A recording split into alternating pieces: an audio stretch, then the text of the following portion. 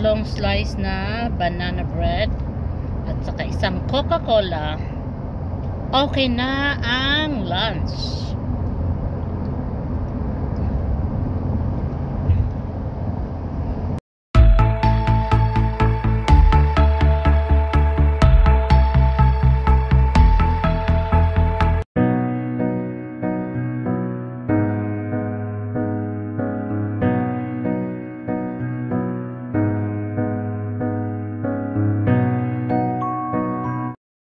Hello mga palangga at mga ka-OFW.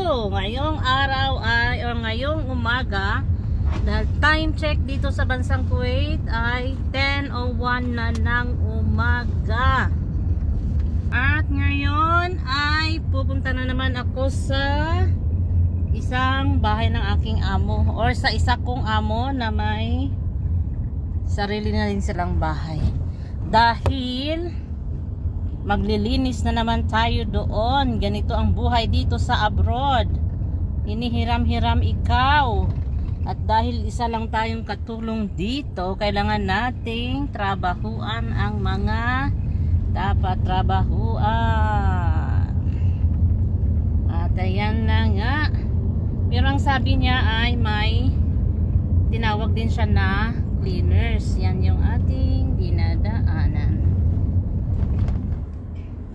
Kaya hindi lang ako mag-isa this time, dalawa kami. Pero sabi niya darating daw yung Pilipina ng maaga, or yung ating kabayan ng maaga. Sinabihan niya ako paggabi. Kaya let us go to the go. Hindi ko alam anong nangyayari sa aking cellphone.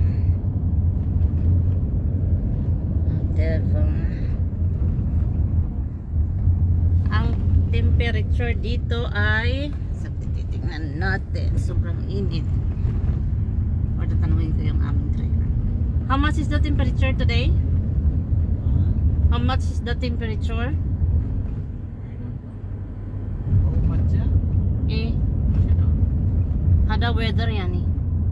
Weather today? Today 49. 49? Wow. Kaya pala sobrang init. Dahil 49 ang weather broadcast for today. Alhin Indian my place 33. 33 yan eh. Weather.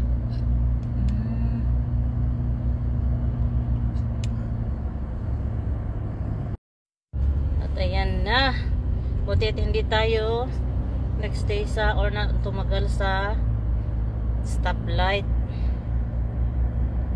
Yun bang tipong kahit nasa loob ka na ng sasakyan, ramdam mo pa rin ang init sa labas. Grabe ang init dito sa bansang Kuwait. Kawawa ang mga halaman ngayon, oh. Dry na naman sila.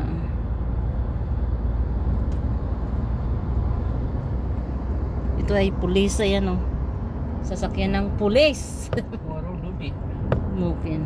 Mungkin duty khalas. We'll ask.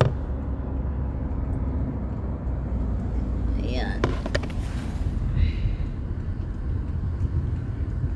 Ito ay third. هذا كاميرا في هذا شوف هذا كاميرا. أنا يمشي التليفون بعد نصور. هذا أنت سوي لا no problem. Ayan. Ayan yung aming driver. Hi. Malapit na yan siyang magbakasyon. Ayan ang pila. At ito yung sasakyan ng pulis. Ganito din ba kayo? Yung pinapahiram kayo ng mga amo nyo? O hindi naman talaga kasi yung sa akin kasi ay ang mga amo ko ay malalaki na. Ngayon nag-aasawa na sila. Ngayon hinihiram nila ako para maglinis sa kanilang bahay. At sobrang init dito.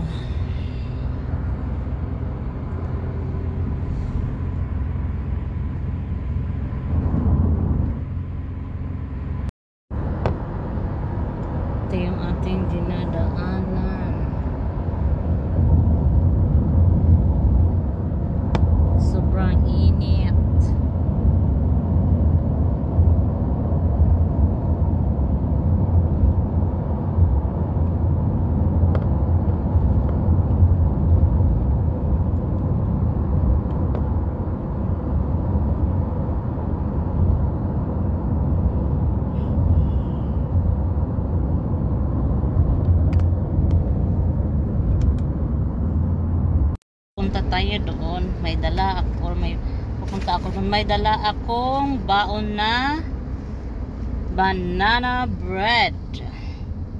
At mayroon din akong baon na tubig para panlaban sa gutom mamayang pagbabalik o pagkatapos to. Yan.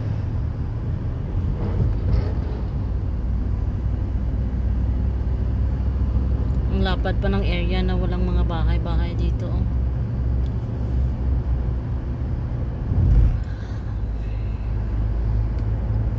Avenues Mall.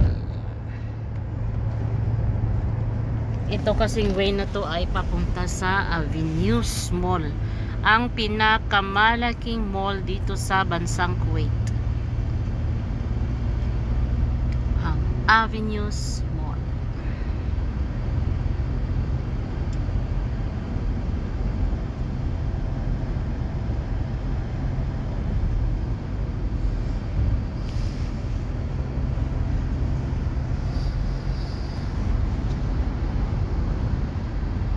Late na akong pumunta doon ngayon kasi si Mama Kibir ay pumunta ng kanyang check-up.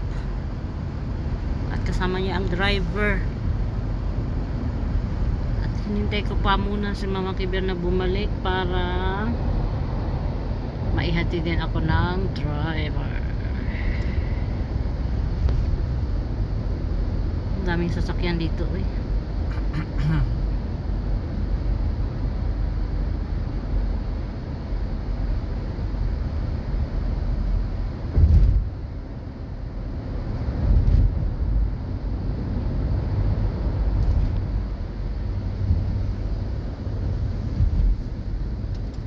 Ayan ang Avenues Mall.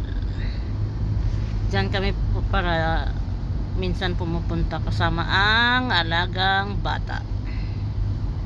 Alagang bata.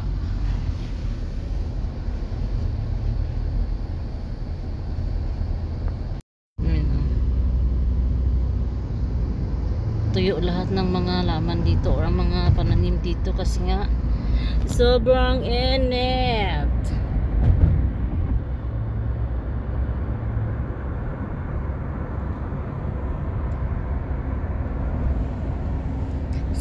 6 o'clock ng umaga pa lang dito ay parang ano na 10 ganyan kasi mainit na. 6 o'clock pa lang yun na, pero grabe na yung pawis mo kahit maligo ka before mag start yung trabaho mo. Papasok na tayo sa area kung saan tayo ihahatid na ang aming driver. Ayan si Baba. Dito ay ang tawag sa lugar nito ay rehab. Next year malapit na tayo.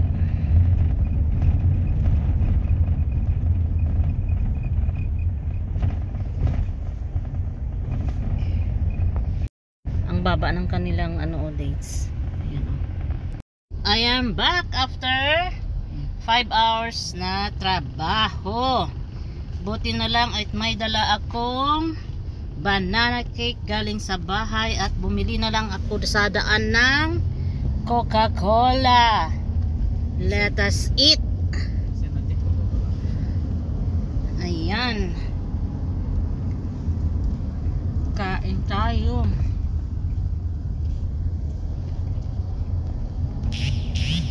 Kaya nagutom ang person. Hada dyan. Masarap ang banana bread.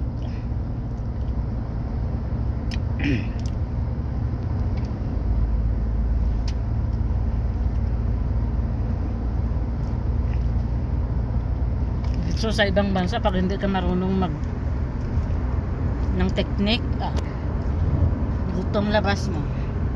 Kagaya ngayon, alam kong late ako ang way ko, nagdala ko ng banana bread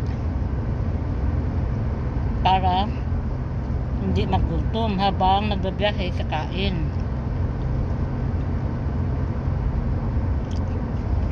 Dinala ko pala na banana bread kanina ay 5 slice Ngayon, last slice na to na. Kakainin ko. Hindi ba? Pang tawid gutom ang banana bread.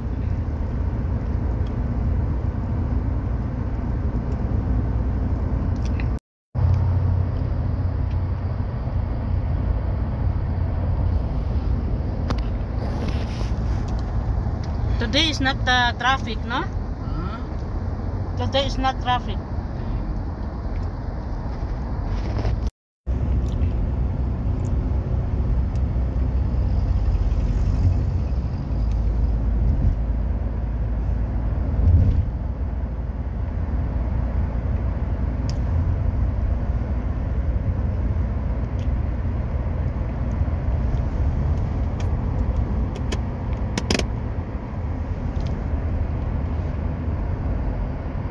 Mama balang nga.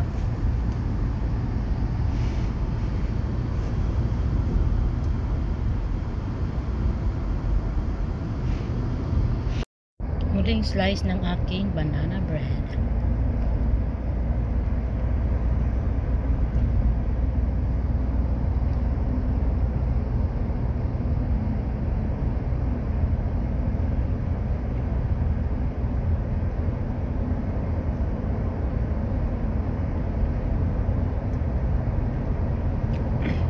How many minutes from Rehab to Abdullah Salem?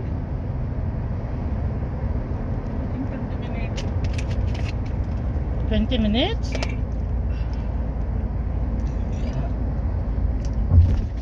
Busog na. Traffic, ज़्यादा ना traffic. 20 minutes. Chucha-chula. 20 minutes, 50 minutes. Place ये भी rehab Sa mainit na panahon. Rehab दही